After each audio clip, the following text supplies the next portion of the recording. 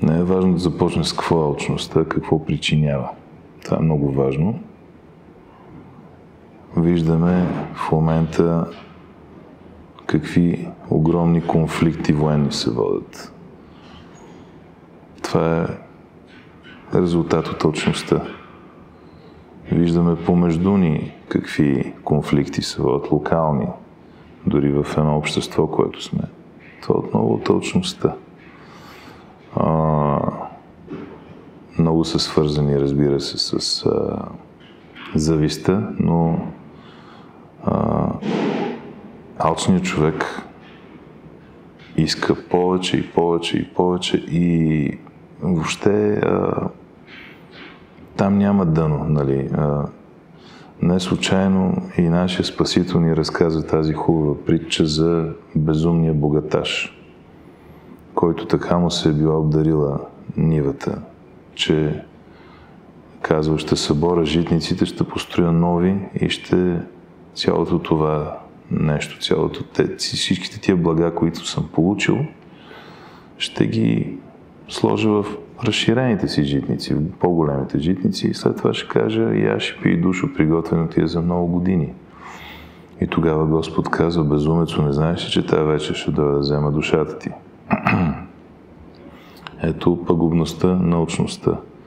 Ние събираме повече и повече и повече, без да осъзнаваме, че в този момент можем да нахраним някого, да помогнем на някого, защото при нас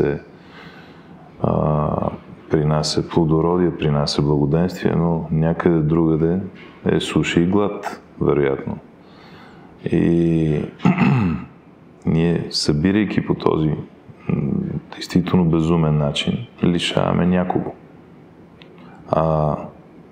Виждаме светите отци, които се предават на аскеза, не случайно, и се хранят с малко, и се задоволяват с малко. Това е точно борба срещу тази алчност. Ние взимаме това, което ни е нужно, тук и сега. Повече от това не ни е нужно. Ние не се тъпчем, защото това не ни е нужно за организма. Не говоря за мене си, говоря за тях. Нали? Алчността е отново болест за мене. Психическа болест. Да имаш и повече, и повече, и повече. По самия себе си съм го забелязал. Когато имам нещо, когато имам някакви блага, аз почвам да ги мисля. Когато тръгват да намаляват, почва да ми става неприятно. Почвам леко да унивам. Когато нямам нищо, съм много щастлив. Когато знам, че съм... когато не дължа на никого нищо, но когато нямам нищо, когато съм на нулата, съм най-щастлив. Най-ми е хубаво, най-ми е леко, най-ми е спокойно. И знам, че както и пророк Илия знаем, че един гарван му е носил храна, знам, че Господ си ми дава това, което ми е нужно днес. Естествено, ние като отговорни и родители, и членове на това общество, събираме, искаме да имаме нещо на страна, защото утре, като разумни хора, знаем, може да ни потрябва за нещо и то винаги ще ни потрябва за нещо. Но да кажем, айде, това събиране може да го отнесеме към нещата, които са ни необходими, въпреки че и там има прояви на алчност. Но алчността вече, както си говорихме в началото, един богат човек казва на друг познат: знаеш ли защо имам? Защото не давам. Това вече е алчност. И то най-лошото, ти се гордееш с тази алчност. Показно казваш колко много имаш и се гордееш с това много и се гордееш, че не даваш. И то затова имаш това много. Този човек, ако съзнае какво безумие казва в този момент, как сам се хвали с свои поне 2 смъртни гряха, ако не и с всичките едновременно, би си върнал думите назад 1000 пъти. Алчността е съчетание от много неща. Не е само от неверие, не е само от гордост. Това е, да го кажем, една амалгама от страшно много съставки. Със сигурност присъства фактора, че забравяме за нашия Създател. Дори и да сме вярващи, дори да сме християни, ние малко го забравяме Бога, даже доста. Господ ни е дал възможност да бъдем по-богати. В смисъл да имаме повече богатства, не да сме богати, защото богатият човек има повече от материалните богатства. Той има и душевни богатства. Богатият човек е и душевно богат, казваме ние. Богатия на материални богатства го наричаме новобогаташ. Той няма душевното, той не го е придобил още. И богатия, този, който твърде много нивата му се отрупала и е получил много, забравя причината на това да му се отрупа нивата. Земята може наистина да е придобил с труд, може да е някаква наследствена пък, но той забравя, че това ни е дадено. Ние на самата литургия казваме за хляба и за виното, твоето от твоите на тебе принасяме. Ние принасяме дара си на Бога, но знаем, че Той ни е даден този дар. Макар хляба ние да сме го направили, зърното ни е дадено. Дори да сме си го купили, тия пари са ни дадени. Дори да сме се потрудили, тази възможност да се потрудим ни е дадено. Всичко ни е дадено. И това забравя този човек, много богатия, че всичко му е дадено. Не той сам си го е придобил. И добрата реколта и всичко. И забравяйки това, вече изваждайки Спасителя, Бога, Създателя, по-скоро даже от уравнението, ние вече губиме благодарността. Изгубвайки благодарността, ние много лесно може да изпаднем в гордост. Ние директно си изпадаме в гордост и оттам във всички неща, които сме си говорили. И в поход, и в завист, и във всичко това, което говорим. Нали, всичките тези смъртни грехове. Ние виждаме, че те са свързани един с друг неразривно. Но всичко идва от гордостта. Бидейки ние богове на земята, ние нямаме нужда от Бог на небето. И в един момент, натрупвайки тези огромни блага, ние започваме да се привързваме към тях сърдечно и започва да ни е страх за тях, че някой ще ни ги отнеме. Или че насилник ще ни ги открадне, защото те са си наши. И не осъзнаваме всъщност, че вероятно сме станали и крадци.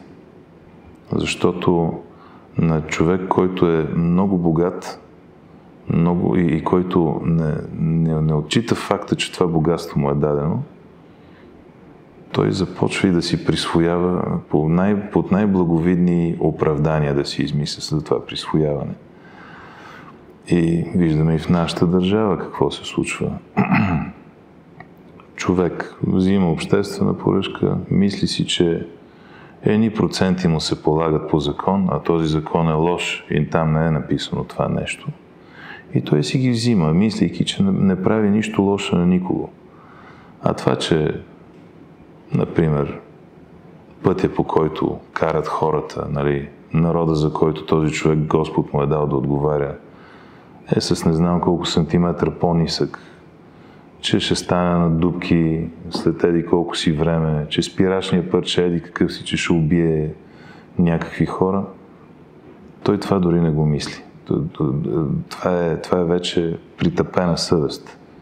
Дори нещо такова да стане, този човек така се оплашва, че се опитва да замаже всичко. И така по този начин душата потъва в да го кажем, в едно блато на летаргия, на самозалъгване и човек става лъжец, като лъже първо естествено Бога, след това и себе си. Защото за да живее що годе спокойно, той трябва да много добре да се излъже, че е праведник в този момент, че нищо лошо не е направил. Затова и алчността е според мен, едно хапче да забравиме. Да забравиме, че има Господ, да забравиме, че ще си отидем един ден от този свят и нищо от това, което имаме, няма да успеем да занесем на ония, да забравиме, че сме се родили голи и че голи ще си отидем и да забравяме въобще, че сме човешки същества, според мен. Защото алчният човек в един момент той представя да е нормално човешко същество. Той се смята за друг тип човек. Той се смята за нещо по-висше от останалите.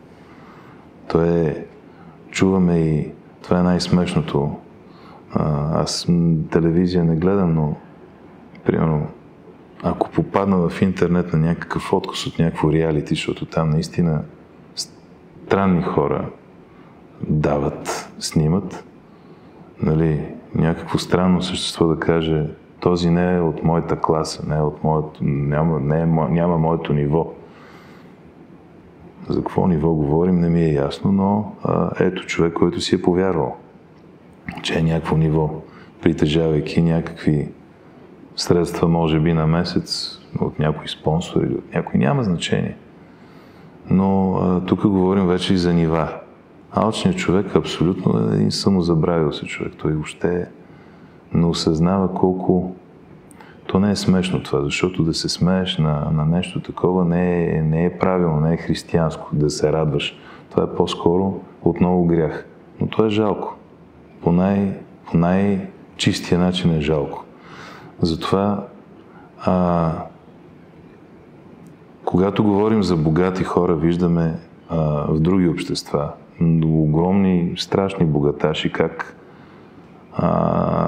самите те казват, до края на живота си аз ще направя така, че огромната част от моето богатство, си реч от средствата, които съм натрупал, да ги раздам. Дали ще спасява от глад Африка, дали ще помага на някакви какви си хора. Това вече е, как да кажем, това е борба с гордостта. Тук ти осъзнаваш, че има Създател, който ще те съди, че нищо няма да завлечеш от този свят на оня. Тук виждаме как богатството може и да спаси човешката душа, защото Господ ти е дал много и ти имаш една огромна отговорност, явно с това много да помогнеш на много хора. Не е да го раздадеш без така, просто да го раздадеш, но наистина да помислиш как да направиш нещо добро за човечеството. Виждаме, че и бедността, и нямането на нищо може да доведе до алчност и завист. Бедният човек може да е много алчен, да иска повече, да го е яд, че оня, не че оня краде, дето има много, а че оня краде повече от него и че има възможност да краде. Аз, ако имах възможност, какво ще я да направя? И бедността може да ни затрие и богатството. И двете всъщност обаче могат и да ни спасят. Но затова казвам и за богатия, че е по-лесно камила да мине през иглени уши. Това има се предвид един процеп в стената, в крепостната стена, която си викали иглени уши, където е можел само един човек да мине и той един по един да минава, когато са затваряли портите нощем, а за камила това е било почти невъзможно. Но по-лесно е камила да мине през иглени уши, отколкото богаташ да влезе в рая. И това е защото богаташа по дефолт развива алчност. Но и богаташа може да се бори с алчността. Ако е, да го наречем, вярващ човек, ако вярва, че това му е дадено, ако го осъзнае това, не просто го вярва, го осъзнае, той може да се бори с тази алчност и може да се спаси. Така че човек да задели малко някакво количество и да, ако е семей и така нататък, окей, според мен. Но това примерно на апостолите Христос е казал да не си взимат излишна торба или втора дреха. Само с това, което имат. Така че, ето, тия аскетите, които са се отказали от света, виждаш как живеят истинските, не тия с ръкавелите. Ако човек, който дойде при мен и ми каже, алчен съм, какво да го направя, че да се боря, моментално му казвам, то не е случайно и виждаме в епархиите и в енориите, в щатите, например, където наистина църквата се самоиздържа и гърците, доколкото знам, си го правят. Дай си 1/10 от прихода за църквата. Да видим дали ще успее. Нали, ако са ти 100 лева, дай 10. Ако са ти 1000, дай 100. Ако са 100 000, дай колко се пада там? 10 000. Защото църквата има нужда от това. Ти си член на тази църква. Хайде да видим. То е ясно за какво ще ти. За да оправим стенописите, да оправим покрива, да развием неделно училище. Давай ги за това. Ако не искаш за това, колко домове майка и дете има в България? Давай ги за това. 1/10. Ако не е за нещо друго. Каузи има колкото искаш.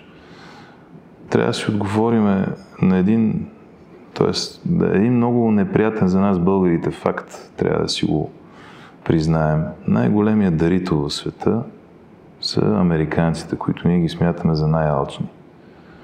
Те действително са най-богати, но излиза, че не са най-алчни. Те много даряват, много дават за всякакви каузи. И то не е само за каузи, свързани с тях, с тяхни вътрешни такива, за международни каузи.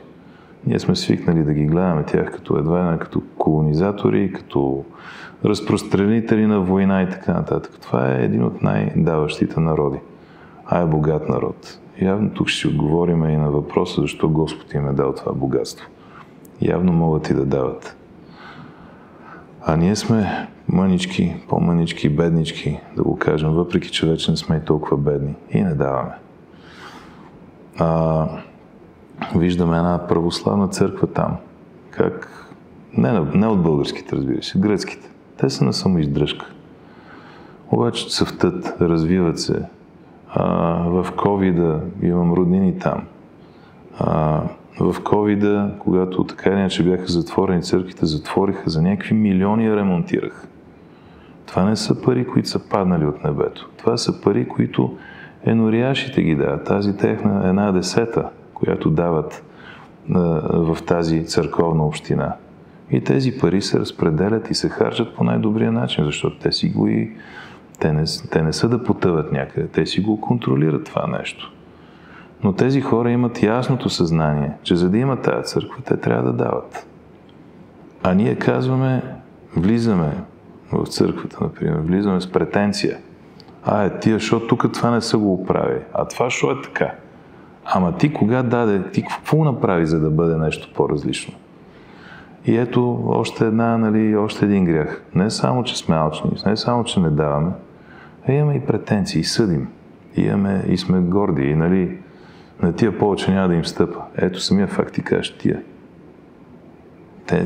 Това е нещо чуждо за тебе.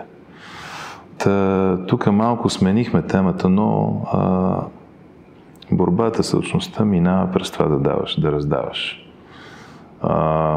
Както с гордостта, с смирението, това е начинът да смирим алчността, да раздаваме. За колкото по-хубави каузи, а не просто да даваме на приятели, които после те на наши не дадат, толкова по-добре. Или както е казано в Евангелието, най-хубавата житница, най-хубавия склад, където можеш да сложиш своето богатство, е гладния стомах на бедняка.